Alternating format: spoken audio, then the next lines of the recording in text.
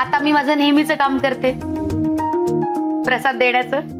Nandini madam, मी वाटतो प्रसाद. अगं बाई का? आता सगळ्यांनी तुम्ही कामं वाटून घेतली, माझ्या वाट्याला काहीच राहिलं नाही ना.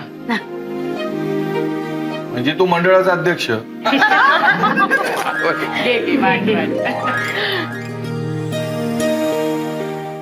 अहो हा घ्या. नंदिनी मॅडम,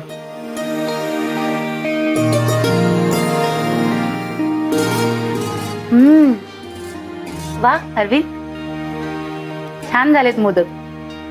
लेकीनं केलेत ना? मागच्या वर्षी तुझ्याकडनं रेसिपीचे टिप्स घेतल्या होत्या ना, ते तिला सांगितल्या त्याप्रमाणे तिने बनवले मोदक. छे, माझं काय एवढं, पण तिच्या हाताला चव आहे बरं का. म्हणजे 21 मोदकांवर माझं भागणार नाही या वेळेला. हा, अहो मी दरवर्षी 21 मोदक खातो. काय? बाप रे. खा खा, अगदी भरपूर खा. आणि हे जर संपले ना तर अजून आहेत माझ्याकडे, तेही खा. साई प्रसाद.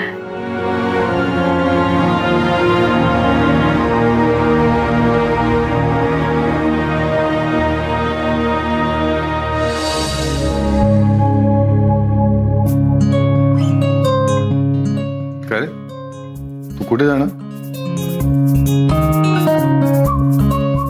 कुठे कुठे म्हणजे तू विरारला जाणार असेल ना? आज गणपतीची पूजा असेल. नंदिनी, टिप्स मस्त दिल्या, छान झालेत मोदक.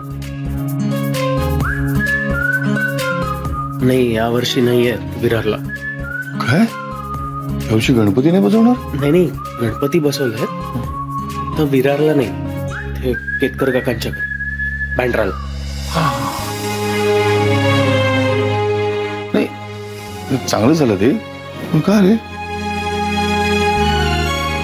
दादा आणि वहिनी नाही जमणार म्हणाले. मग काका म्हणाले आपल्या इकडेच बसू, तुम्ही या दर्शनाला. तुझ्या घरी हो. जे तुझ्या घरी गणपती असतो? नाही, माझ्या घरी नाही बसत. मग कुठे? आदितीच्या घरी.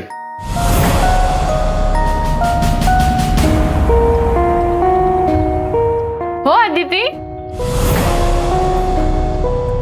अरे वा, फारच छान. दिनेच्या घरी गणपती असतो मला माहितीच नाही, तू काही बोलली नाहीस.